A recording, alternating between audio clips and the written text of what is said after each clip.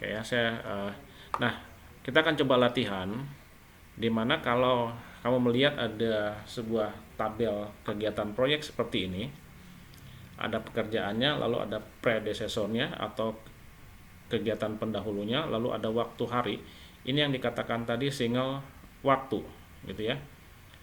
Jadi hanya muncul waktu per harinya berapa gitu, hanya satu waktu yang muncul. Maka ini sudah bisa dipastikan kita harus menggunakan yang namanya CPM ya, Critical Path Method. Karena nanti kalau yang PERT itu akan berbeda.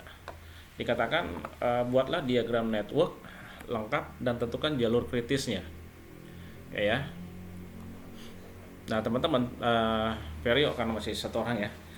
Di dalam membuat jaringan proyek, maka ada dua model atau dua pendekatan menggambarkan jaringan proyek. Minggu lalu kita sudah belajar yang namanya AON ya, Activity on Node, atau aktivitas dalam simpul. Yang pertama dikatakan bahwa pendekatan yang pertama itu menggunakan metode AON ya. AON itu yang ini, Vario ya. Activity on node berarti si aktivitas itu digambarkan atau dituliskan pada simpulnya. Contohnya ini ya. Ada A di dalam node-nya, lalu B, C. Berarti ini bisa dikatakan bahwa kegiatan B itu adalah menunggu pekerjaan A selesai dulu gitu ya. Sama pekerjaan C juga kegiatan pendahulunya adalah A. Dia harus menunggu pekerjaan A selesai baru mengerjakan pekerjaan C. Ini yang AON. Tetapi kalau yang AOA itu singkatan dari Activity on Arrow. Berarti si aktivitasnya itu digambarkan tidak di dalam simpul, tidak di dalam node, tapi dituliskan di dalam atau di atas anak panah gitu ya. Gitu. Di dalam simpul-simpul ini atau dalam node ini kosong. Jadi ada panah-panah berarti itu adalah menunjukkan aktivitasnya gitu ya. Sampai sini bisa dipahami, Vario? Ya, Pak. Bisa ya? Oke. Iya. Nah, minggu lalu udah kita belajar tentang AON ya. Sekarang kita akan coba AON lagi dan AWA. Seperti apa? Orang sih sebenarnya lebih senang pada AON ini ya. Karena lebih mudah dipahami, activity on node. Kita mulai lagi. Nah, kalau kita lihat Vario, perbedaan AON dan AWA ya. Nah, seperti ini ya. Bahwa dikatakan yang sebelah kiri ya.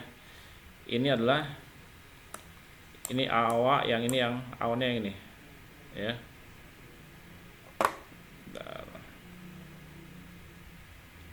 Yang AON ini ya, ini AON-nya ya. Activity on node. Jadi aktivitasnya di dalam node atau dalam simpulnya. Nah, ini gambarnya seperti gini. Ini kalau misalnya AWA, kalau AON-nya gambarnya seperti ini gitu ya. Lalu yang B-nya seperti ini juga.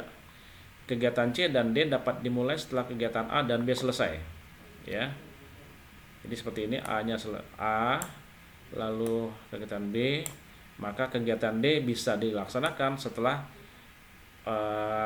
A dan B selesai, maka bisa melaksanakan aktivitas D seperti itu ya. Tetapi kalau menggambarkan dalam bentuk AON seperti ini ya, D itu bisa dimulai ya, aktivitas D ini bisa dimulai ketika si aktivitas A selesai dan aktivitas B selesai. Berarti aktivitas B tergantung aktivitas A dan B. Seperti itu ya, Vario ya.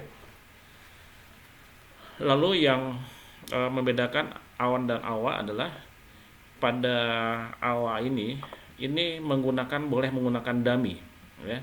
Dummy itu adalah garis yang disimbolkan dengan garis putus-putus ya. Dummy juga bisa menyatakan bahwa itu ada relasi hubungan pekerjaan. Contoh ini contoh ini ya. Kegiatan C ini adalah menunggu pekerjaan A dan B selesai. Ya, ini B di sini ya. Nah, tetapi di sini A-nya selesai di sini. Nah, yang menyambungkan antara kegiatan A dan B adalah yang ini, dummy ini ya. Pada AOA dummy diperbolehkan, Vario. Tetapi pada AON itu tidak diperkenankan adanya dummy, gitu ya. Sekali lagi, perhatikan untuk pembuatan dummy. Nah ini, gitu ya. Ini sudah saya kerjakan ya. Kemarin saya di kelas reguler. Ini kemarin saya pasang-pasangkan. Kalau sampai sini bisa dipahami, Vario. Ya kita lihat ya.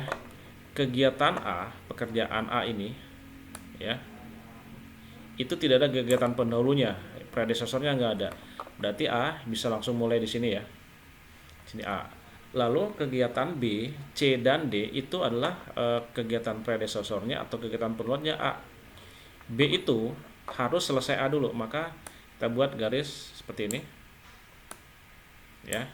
Ini bentuk pembahasan yang namanya, kita coba ini ya, AON ya. Nah, ini AON dulu. Activity on node. Lalu kegiatan C juga sama, menunggu kegiatan A. Langsung ke sini. Lalu kegiatan D juga sama seperti ini. Sampai sini bisa dipahami, Vario? Iya, Pak. Bisa ya. Lalu kita lihat sekarang yang ABCD udah ya. Sekarang kita lihat yang E di sini.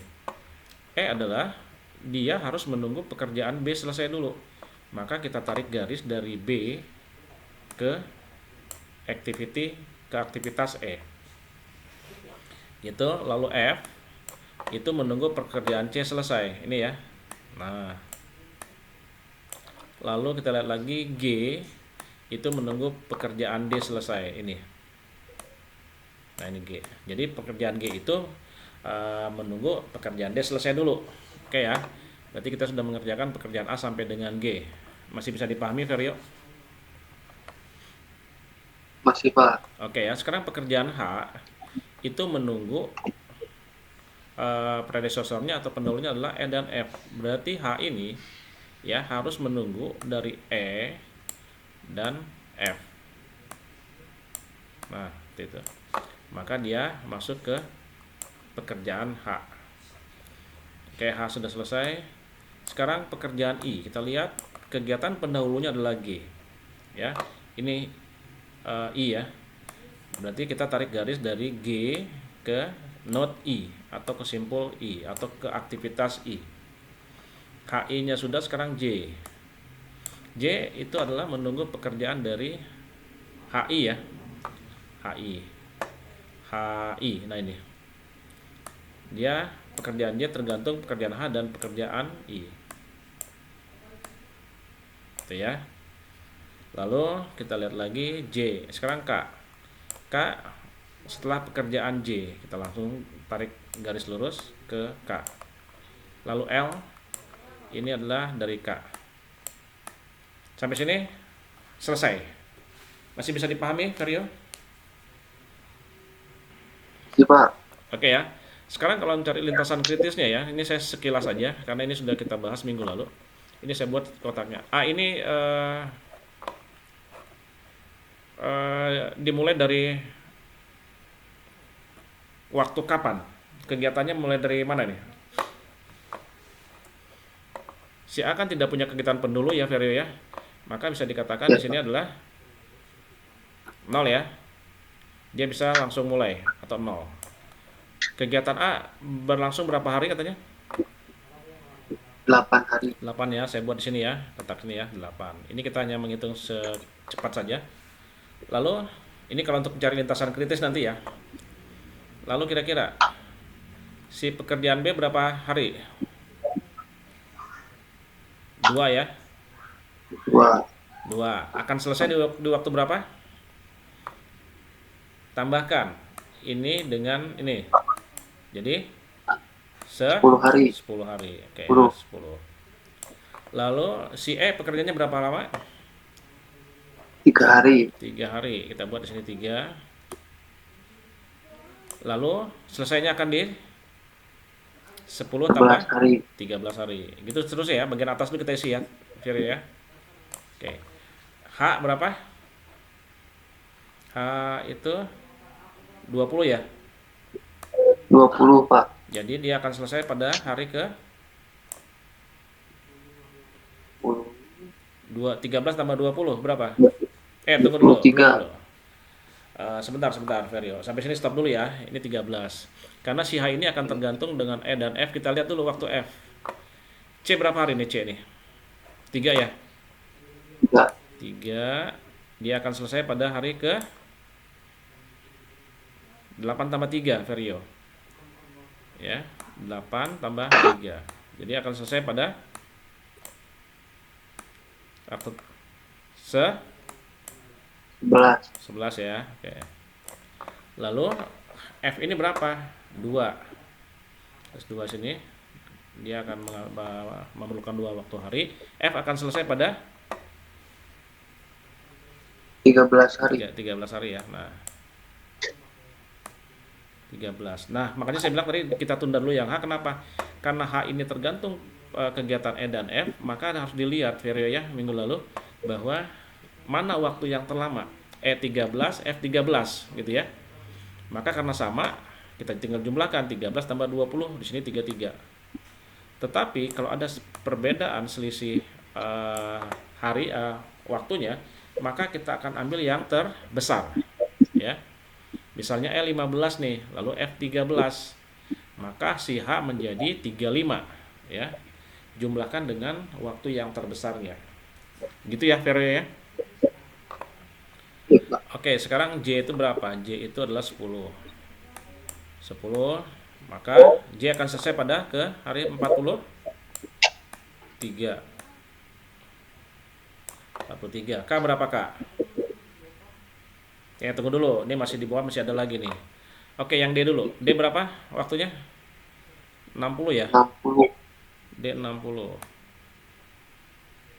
60, maka akan selesai pada waktu ke 68 hari. 68. 68 ya, 68. Lalu di sini G berapa? 2. Berarti akan selesai pada waktu 70. Ya, 70. Lalu I berapa? I 10. I 10. Maka 70 tambah 10 adalah 80. 80 ya. Nah, 80. Nah, perhatikan di sini Ferio. Gitu ya. Ini bukan 43. Jadi kira-kira berapa nih ya, Ferio ya?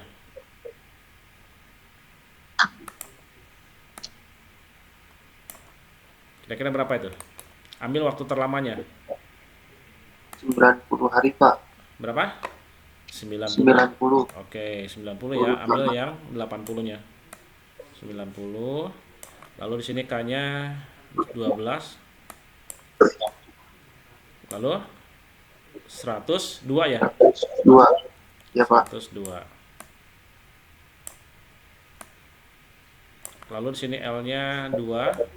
Berarti 104. Itu ya.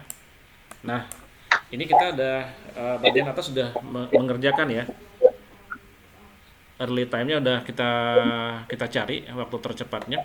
Nah, sekarang untuk mencari lintasan kritis atau critical path-nya CPM-nya, maka kita tinggal tarik hitung mundur ya. Hitung mundur ya ke sini ya. Tadi kan hitung maju gitu ya. Sekarang hitung mundur. D104, oke, kita buat lagi 104. Maka kalau dilihat sini Ferio 104 berarti waktu penyelesaian proyeknya adalah 104 hari ya. 104 hari. Nah, 104 hari sekarang kesini jadi berapa nih? Masih ingat Ferio? 104 kurang 2. Ya. Sekarang kamu kurangkan yang ini. Nah, ini 104 kurang 2 berarti 102. 2. Lalu 102 kurang 12 berapa? 90. Nah, berikutnya juga sampai terus ya. Nah, ini 90 kurang 10 berapa? 80. 80. Di sini 90 kurang 10 adalah 8. Itu bisa dipahami ya sampai terus ke belakang ya, Vero ya. Ya, Pak. Nah, berarti untuk mencari lintasan kritisnya adalah apa? lihat angka yang waktu tercepat dan waktu terlamanya nih ya. Mana yang atas dan bawahnya sama. Berarti lintasan kritisnya kalau kita mulai dari sini, udah terisi semua ya dari sini ya. Maka lintasan kritisnya ini bukan, karena berbeda, ini 3380. Ini oke, ya. Berarti lintasan kritisnya adalah I. Ya, sekali lagi ini kita bagian dari sini ya. Lalu apalagi J-nya sama nggak? Sama Pak. Sama ya, 90 90. Lalu K-nya sama? Sama. Sama. Lalu 104-nya sama, IL L-nya sama. Nah, kita baru mengerjakan sampai sini. Ya. Tinggal kamu nanti tarik mundur ke belakang ya. Vero ya. Ingat, kalau seperti gini yang E sama F dilihat waktu yang paling kecil yang mana itu yang dikurangkan di E dan F ya. Vero ya, seperti itu ya. Seperti minggu lalu. Ada pertanyaan lu sampai sini, Verio? Pak. Aman ya. Nah, sekarang kita akan coba yang namanya PERT. Ya.